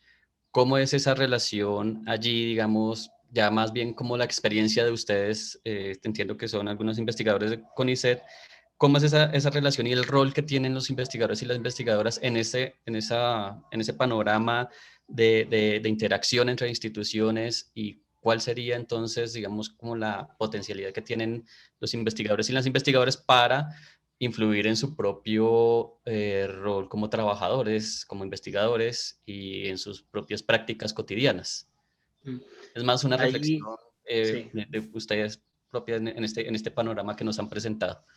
Totalmente. Gracias. Ahí, bueno, yo si te parece también, Diego, porque creo que hay una una reflexión mucho más presente que tal vez vos de la gestión la puedes dar, pero con respecto a las presentaciones y en lo que refiere, ¿no?, a esta triada, a esta relación entre CONICET con un organismo de planificación, y ahí el papel de los investigadores, de por sí la relación entre CONICET con las áreas de planificación, principalmente la CCI, que tuvo muchos recambios, también muchos cambios a nivel de jerarquía dentro del organigrama, ¿no?, en el periodo que nosotros ahí analizamos, pero es una relación conflictiva. O sea, si lo atenemos a la década del 76 al 83, el peso de la CECIP como organismo de planificación de las políticas era ausente. En el 83 al 89, ¿sí?, con el retorno a la democracia, la CECIC, ¿sí?, la Secretaría de Ciencia y Técnica, bajo la gestión de Sadowski, se perfila como un organismo planificador, ¿no?, en el complejo científico-tecnológico, o llamémoslo sistema público de investigación, que tal vez es un concepto mucho más ligado a la década del 90, con la aparición de otros organismos. La relación entre la CECIC con el CONICET, con el retorno a la democracia en la Argentina, es una relación mucho más armónica y coherente, porque además muchas de las autoridades que asumen en el CONICET fueron nombradas por esta Secretaría de Planificación, y también hay todo un cambio a nivel de organigrama interno en donde se busca que el CONICET deje de ser planificador de las políticas científicas, pasa a ser una institución de promoción científica, y que la planificación quede en manos de la CECIC. ¿Qué sucede? La CECIC tampoco contaba con mucho recurso propio como para tener peso en el campo científico. Por eso, de todas formas, en un contexto democrático, el CONICET siguió reforzando, como Diego decía, esa capacidad, esa autonomía relativa en relación a otras instituciones científicas. Porque una de las cuestiones que tenía el CONICET, además de un presupuesto propio, era la posibilidad de buscar recursos en el exterior, como eran los recursos en el BID, cuando los recursos propios hizo insuficiente alcanzar ciertos objetivos. O sea, aún en ese contexto, la relación, que era más o menos coherente, de alineamiento político, porque además todos eran del mismo partido, el Partido Radical en ese momento, ese tipo de relación armónica después, en la década del 90, bueno, pasa a ser mucho más conflictiva, porque hay un recambio a nivel de las autoridades, y además en términos de gestiones políticas, en donde entre en la década del 89 al 96 hay nuevamente una relación muy conflictiva, ¿sí?, en donde el CONICET busca nuevamente aislarse. Y esta relación conflictiva tiene un punto álgido muy importante en el 96, ¿sí?, con Del Bello, y con la intervención después en el CONICET, y también con un conjunto de recambios en las instituciones del SPCI, en donde aparece, por ejemplo, un organismo muy importante, que acá no alcanzamos a ver, que es la Agencia Nacional de Promoción Científica, ¿sí?, y Tecnológica, la Agencia de I+D y de Innovación, que había cambiado ahora su nombre hace poco, que una de las cuestiones que tiene esta institución es que crea uno de los instrumentos más importantes de promoción científica, que son los actuales PICT, que desplazan, ¿sí?, del camino a los PIT, ¿sí?, o a los PIA del CONICET en ese momento, ¿sí?, un CONICET que además se dedicaba íntegramente a la formación de recursos humanos. O sea, la relación entre CECI y CONICET siempre fue conflictiva, ¿sí?, por más que tal vez en determinados periodos fue un poco más armónica y coherente.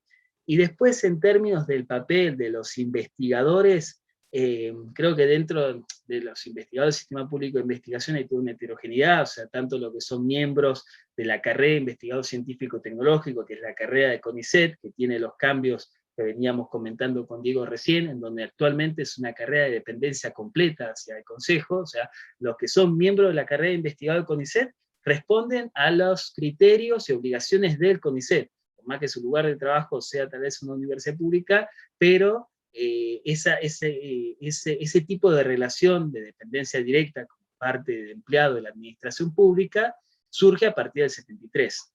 Entonces, en la dictadura militar, por supuesto que el poder al interior de CONICET no pasaba tanto por los investigadores, sino que pasaba por los directores de instituto, los miembros de comisiones de instituto, muchos miembros, primero que hubo un desplazamiento de investigadores, ¿sí? Entonces también el papel del investigador de carrera, como así también el investigador de la universidad pública, que había quedado completamente desligado, ¿no?, en el contexto de represión de la última dictadura, aún así tenían un papel muy endeble. Es recién en la década del 80, ¿no?, en este proceso de democratización de las instituciones, que el investigador de CONICET, como de universidades públicas, comienza a tener un peso y mayor autonomía y mayor capacidad, ¿no?, de de llevar a cabo su acción de investigación en un nuevo contexto democrático, ¿no?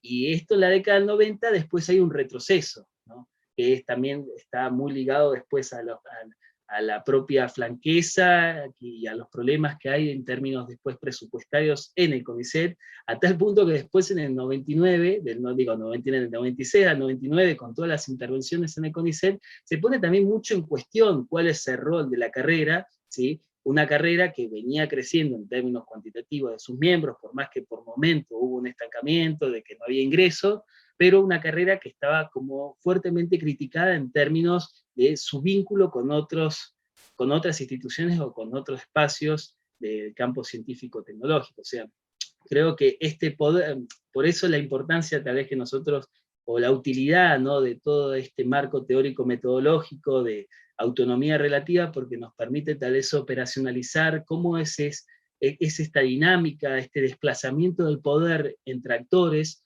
en un instrumento o en una política de organización a nivel dentro de una institución, en donde tal vez los investigadores, en determinado momento en el CONICET, o los investigadores de la universidad que están vinculados al CONICET a través de un determinado instrumento, tienen más poder o menos poder, según también los cambios en la gobernanza que se dan a nivel institucional, y también a nivel general, ¿no?, de las instituciones del sistema científico-tecnológico.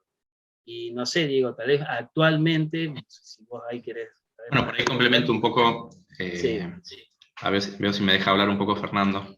Perdón, no, básicamente para sintetizar, yo creo que hay, que desde que se creó la carrera como un funcionario público, yo creo que eso fue un hito en el sistema argentino, y todos los intentos que ha habido desde aquella época hasta la actualidad, desde el poder político, es decir, del gobierno y de las instituciones que diseñan las políticas y que intentan reorientarlas hacia un lado o hacia otro, son casi estériles, te diría.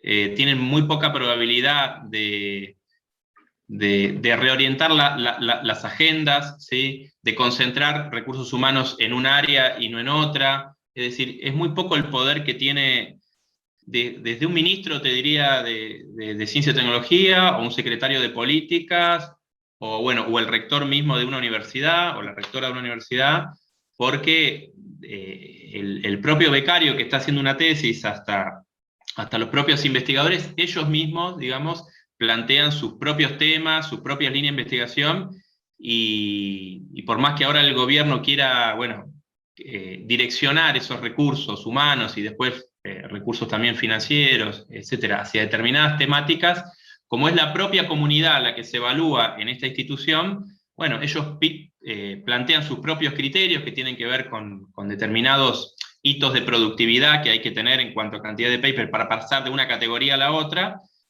y las universidades, si bien tienen poco poder de influencia en esas líneas de investigación, se da la paradoja que las universidades necesitan que los investigadores se radiquen, estos investigadores se radiquen en las universidades, porque las universidades tienen financiamiento para la docencia, para cargos docentes, pero no para cargos de investigadores que son cargos full time, ¿sí? Los cargos de docencia acá son con dedicaciones de 10 horas, 20 horas, y los full time son de 40 horas, y esos cargos los tiene el CONICET. Entonces, se da esa relación ambivalente, conflictiva, ¿no?, de tensión. Y por eso un poco buscamos este objeto nosotros, porque creemos que cualquier política que se quiera hacer hoy a nivel de Argentina, si no logra resolver este intríngulis de la carrera y hacer alguna modificación allí, es muy raro provocar un cambio en el sistema, ¿no? Un cambio estructural, digo, hacia un lado o hacia otro, después hay que ver hacia qué lado, ¿no? Pero si se quiere hacer un cambio, hay que romper, hay que ver esto como un problema, ¿no? Porque si no es la propia comunidad de científicos la que te termina imponiendo la política de recursos humanos, las líneas de investigación prioritarias, etcétera, etcétera, ¿no?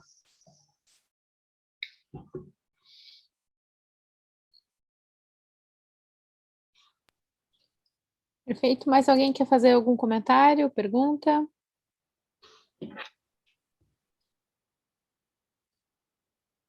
Bem, então, acho que podemos encerrar a sessão, certo, Diego? Sí. Creo que hay gente que ya está cansada. Enfim, é uma Y maratona. podemos ir cerrando. Sí, falta mañana y pasado todavía, faltan varios días. Amanhã, exato. Então, gostaria de agradecer novamente a presença de todos, a participação dos apresentadores. Acho que foi uma sessão riquíssima e que complementa a sessão anterior, né, que já estavam de questões mais gerais, né, nessa mesa, com essa sessão que está mais específica para estudos de caso. Agradecer a participação de todos. Espero da próxima vez poder vê-los pessoalmente, né, no próximo Exocit, que já não precisemos mais estarmos aqui, assim, interagindo só pelas telas, tá? Muito obrigada. Não sei se você quer fazer algum comentário, Diego. No, nos vemos en otras mesas y también, bueno, mañana está la asamblea de Plena, Exocit, así sim. también están todos y todas invitadas a la asamblea. Exato. Tá bem, obrigada, uma boa noite, até mais. Buenas noches, gracias. Chao a todos, hasta mañana. Chao, Luciano, gracias.